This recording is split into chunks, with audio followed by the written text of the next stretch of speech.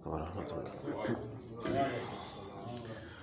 اعوذ باللہ من الشیطان الرجیم،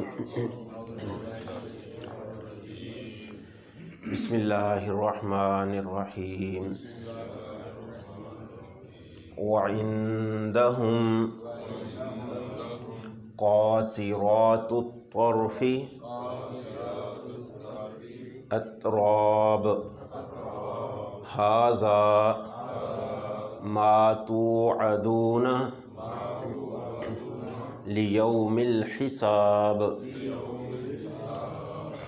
ان ھذا لرزقنا ما لہ من نفاد، ھذا وَإِنَّ لِلطَّاغِينَ لَشَرَّ مَآب، جہنم یصلونہا فبئس المہاد، ھذا فلیذوقوہ حمیم وغساق، وآخر من شکلہ ازواج، ھذا فوج مقتحم معکم لا مرحبا بہم انہم صالوا النار۔ وعندہم اور ان کے پاس ہوں گی قاصرات الطرف نیچی نگاہیں رکھنے والیاں، اتراب ہم عمر یعنی بیویاں، ھذا یہ ہے وہ ما توعدون جس کا تم وعدہ دیے جاتے تھے، لیوم الحساب یوم حساب کے لیے۔ پیچھے جو ہم نے کل آیتیں پڑھی ان میں تھا کہ جو متقی لوگ ہیں، پرہیزگار لوگ ہیں، اللہ کا ڈر رکھنے والے لوگ ہیں، گناہوں سے بچنے والے لوگ ہیں، ان کے لیے اللہ تعالیٰ نے جنت کی نعمتیں جو ہیں وہ تیار کی ہوئی ہیں۔ ان نعمتوں میں ایک نعمت یہ نیک بیویاں، ان کی صفت کیا ہے؟ قاصرات الطرف نیچی نگاہیں رکھنے والیاں، اور اتراب ہم عمر، یعنی ایک تو یہ بڑی اہم صفت ہے کہ وہ پاک دامنہ ہے، نیچی نگاہیں رکھنے والی، یعنی جو ظاہر نگاہ ہی نیچے رکھے گی، ظاہر آگے کہاں بڑھے گی عورت؟ ایسی یہ عورت کی خاص صفت ہے نگاہوں کو نیچے رکھنے والی۔ اب قرآن مجید میں بھی اللہ تعالیٰ نے یہ ہمیں بھی حکم ایسے ہی دیا ہوا ہے، اور عورتوں کو بھی حکم دیا ہوا ہے کہ جو نیک مرد ہیں، نیک، ان کی صفت کیا ہے؟ وہ اپنی آنکھیں جو ہیں وہ نیچی رکھیں، اور عورتیں جو ہیں ان کے لیے بھی اللہ تعالیٰ نے الگ سے حکم دیا کہ وہ بھی اپنی آنکھوں کو نیچے رکھیں۔ یہ آنکھیں جو ہے نا، یہ ہی برائی کا سٹارٹ ہے، سمجھ لیں۔ جب اپنی نگاہوں کو ہی ہم نیچے رکھیں گے، آگے بڑھنے کا معاملہ جو نہیں رہے گا۔ جب ہم نگاہیں ہی تیز اور غلط قسم کی، پھر نگاہوں کے اثرات پھر دل کے اوپر ہوں گے، برے خیالات پھر دل کے اندر آئیں گے، پھر اس کے آگے رزلٹ پھر برے ہوں گے۔ اس لیے شریعت نے ہمیں واضح طور پر حکم ہی دے دیا، یغضضن من ابصارہن، عورتوں کو بھی، اور یغضوا من ابصارہم، مردوں کو بھی، کہ یہ آنکھوں کو ہی نیچے رکھیں، یعنی برائی کی طرف جو جانے کا رستہ ہے نا وہی بند ہو جائے۔ اور وہ کیا ہے؟ آنکھوں کو نیچے رکھنا۔ مرد ہے، ہمیں بھی حکم باقاعدہ طور پر جب بھی ہم جائیں ہماری نگاہیں نیچے ہونی چاہیے۔ ظاہر ہے ارد گرد جو ہے ماحول معاشرہ، عورتوں نے بھی گھروں سے نکلنا ہے، تو مردوں کو بھی نگاہیں نیچے رکھنے کا حکم دے دیا، بھئی دیکھنا نہیں۔ اسی طرح عورتوں کو بھی حکم دے دیا وہ بھی اپنی نگاہیں نیچی رکھیں، اور جب یہ دیکھیں نگاہیں نیچی رکھیں گے آگے بڑھنے کے چانس ختم ہو جائیں گے۔ جب یہ نگاہوں پہ ہی کنٹرول، ہماری نظروں پہ ہی کنٹرول نہیں ہوگا، بات آگے بڑھے گی۔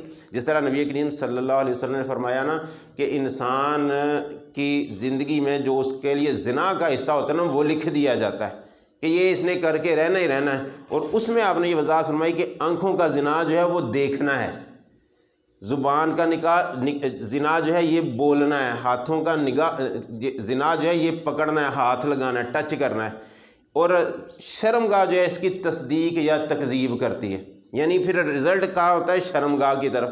جب بندہ آگے بڑھ جاتا ہے شرمگاہ پھر تصدیق کر دیتی، ہاں یہ باقی بندہ زانی ہے، اور شرمگاہ ہی تکذیب کر دیتی جب بندہ نگاہیں دیکھتا ہے اور آنکھیں اپنی نگاہیں نیچی کر لیتا ہے، پھر شرمگاہ کی طرف بات پہنچتی نہیں، یہ تکذیب کر دیتی بندے کی، نہیں بھی یہ بندہ ایسا نہیں ہے۔ یعنی یہ انسان کی نگاہیں بڑی اہم ہیں، اور یہ جنت کی جو عورتیں ہیں خاص طور پہ اللہ تعالیٰ نے ان کی صفت بیان فرمائی، یہ قاصرات الطرف، نیچی نگاہیں رکھنے والی، اور دنیا کی عورت کی بھی یہ صفت ہے، سمجھ لیں کہ یہ نیچی نگاہیں رکھنے والی ہوتی ہے، اپنے آپ کی حفاظت کرنے والی، حیا کا جو ہے دامن پکڑنے والی ہوتی ہے۔ یہ اللہ فرماتے ہیں ایسی عورتیں یعنی جو پاک دامنہ ہوں گی، یہ ان لوگوں کو، متقی لوگوں کو دی جائیں گی۔ اور دوسری جگہ پہ اللہ تعالیٰ نے اس کی وضاحت فرمائی، لم یطمثہن انس قبلہم ولا جان، یہ ایسی پاک دامنہ کسی انسان اور کسی جن نے ان کو چھوا تک نہیں۔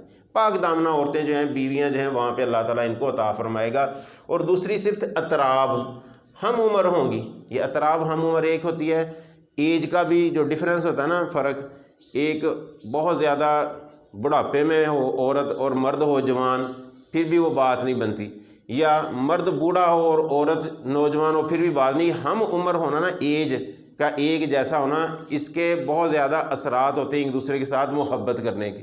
یعنی ایج جب ایک جیسی ہوگی، ہم عمر ہوں گے، میاں بیوی کا آپس میں تعلق زیادہ مضبوط ہوگا۔ لیکن ایج کا جب فرق ہوگا نا، لڑکی بہت زیادہ بڑی ہے اور لڑکا چھوٹا ہے، وہ حساب کتاب نہیں رہتا، یا لڑکا بہت زیادہ بڑا ہے، لڑکی بچی ہے، چھوٹی ہے، یہ حساب، شادی تو ہو جاتی ہے، اس میں کوئی شرعی طور پر حرج والی بات نہیں ہے، ایج کا شرعی طور پر کوئی معاملہ نہیں ہے، شادی ہو جاتی۔ لیکن ایک جو عمر کا ایک جیسا ہونا نا، ملنا جلنا، لڑکی اور لڑکا ہم ایج ہوں، یہ زیادہ سمجھ لیں محبت کا چیز باعث بننے والی ہے۔ تو اس لیے اللہ تعالیٰ نے یہ دوسری صفت ان کی بیان کی، یہ جو نیک لوگوں کو، متقی لوگوں کو بیویاں دی جائیں گی، ایک تو نیچی نگاہیں رکھنے والی ہوں گی اور دوسرا ہم عمر ہوں گی۔ اور اللہ فرماتے ہیں ھذا ما توعدون لیوم الحساب، یہ وہ جزا ہے جس کا تم کو وعدہ دیا جاتا تھا یوم حساب کے لیے۔ یعنی یہ دنیا میں تمہیں کہا جاتا تھا کہ جنت میں تمہارے لیے نعمتیں ہیں، اس کے لیے محنتیں کر لو، کوششیں کر لو، اللہ تمہیں جنت میں یہ نعمتیں عطا کرے گا۔ اللہ فرماتے ہیں یہ جو نعمتیں ہیں یہ وہی ہیں جن کا تم سے دنیا میں وعدہ کیا جاتا تھا۔ یعنی اللہ اپنے وعدے سے پھرتا نہیں ہے کہ ہمیں دنیا میں سبز باغ دکھا دیے جائیں اور آگے ملے کچھ بھی نہ، نہیں، اللہ تعالیٰ کی ہاں ایسی صورتحال نہیں ہے، جو وعدہ اللہ کا ہے وہ پورا ہو کے رہنا ہے۔ ان ھذا لرزقنا ما لہ من نفاد، اللہ فرماتے ہیں بے شک یہ ھذا، یہ لرزقنا، البتہ ہمارا رزق ہے، ما لہ من نفاد، کہ نہیں ہے اس کے لیے کبھی ختم ہونا۔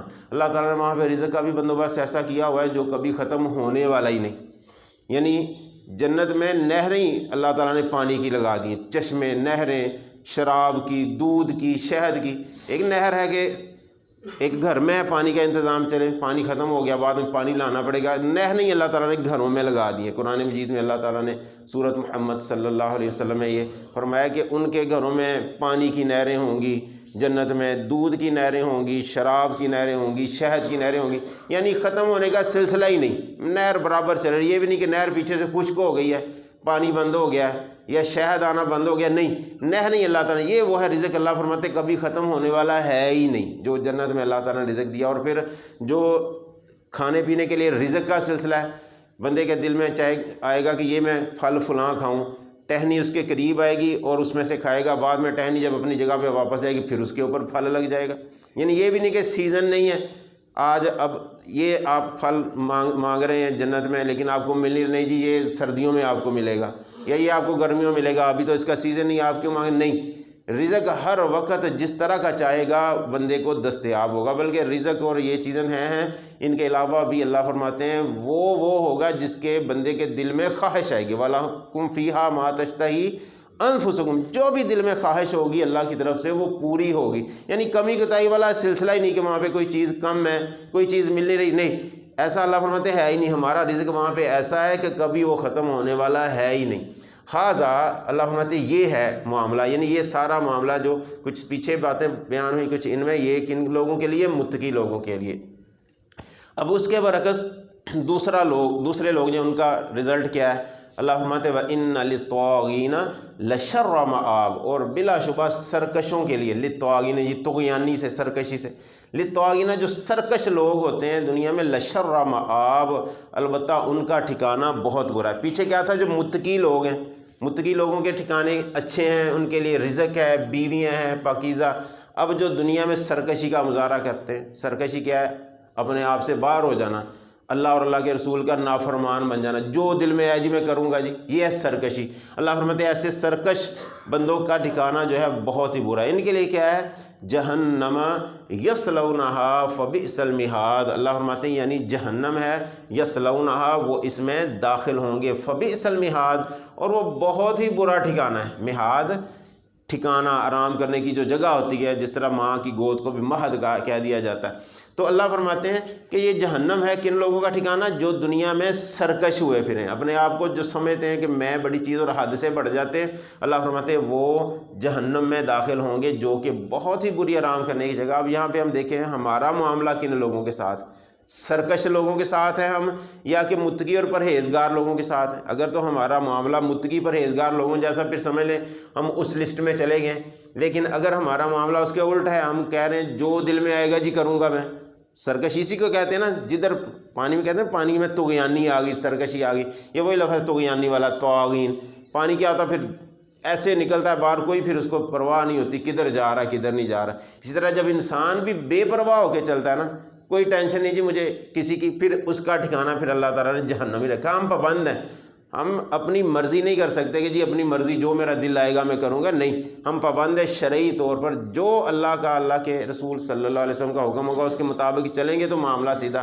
ہم کہیں نہیں جی نہیں میں اپنی مرضی کروں گا، جو دل میں آئے گا کروں گا، پھر کیا ہے؟ یہ سرکشی ہے، پھر ایسے لوگوں کا رزلٹ پھر برا ہے۔ اور پھر آگے ان کے لیے کھانے کے لیے کیا ہے؟ پیچھے تو ہے ان کے لیے کھانے پینے کے لیے رزق اور پھل اور شرابیں۔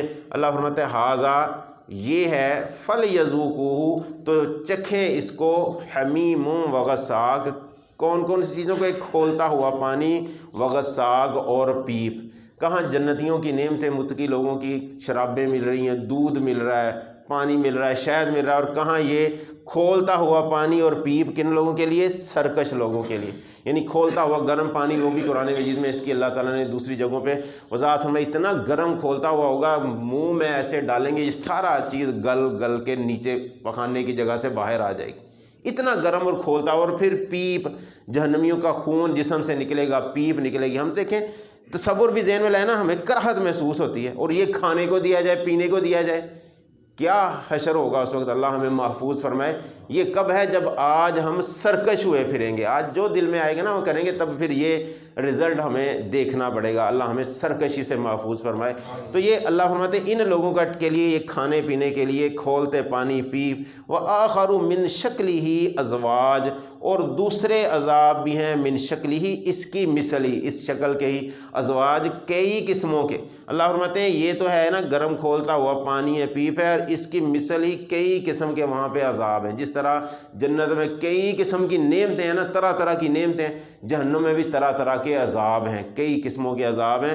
یہ ہم آج فیصلہ اپنا کریں کہ ہم نے جہنم کے عذابوں کی طرف لے کے اپنے آپ کو جانا ہے یا جنت کی نعمتوں کی طرف لے کے جانا ہے۔ اس کے لیے آج یہ نا ظاہر ہمارے پاس تیاری کا ٹائم ہے، آج ہم کوشش کریں گے اس جنت کی نعمتوں کے لیے، اللہ آسانیاں پیدا کر دے گا جنت کی طرف، لیکن آج ہم اگر اپنی مرضیوں کی زندگی بسر کریں گے پھر رزلٹ بھی ہمارا برا ہوگا۔ اللہ فرماتے ہیں ھذا فوج مقتحم معکم، یہ ہے ایک گروہ جو گھسا چلا آتا ہے، معکم تمہارے ساتھ، لا مرحبا بہم نہ خوشی ہو اور نہ فراخی ان کے لیے، انہم صالوا النار بے شک یہ داخل ہونے والے ہیں آگ میں۔ یعنی یہ گروپ ہے جو سرکش لوگوں کا گروپ ہے، بظاہر تو تمہارے ساتھ ہے لیکن نہ ان کے لیے کسی قسم کی وہاں پہ خوشی ہوگی، نہ کسی قسم کی ان کے لیے فراخی ہوگی۔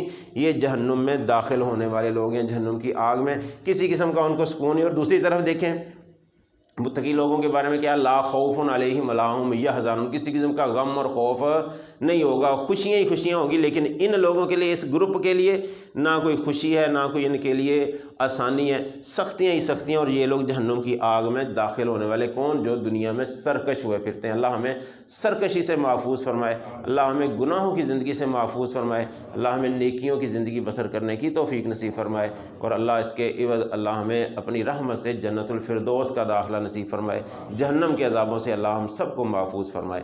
باقی انشاءاللہ 2 دن بعد پڑھیں گے۔ السلام علیکم ورحمۃ اللہ۔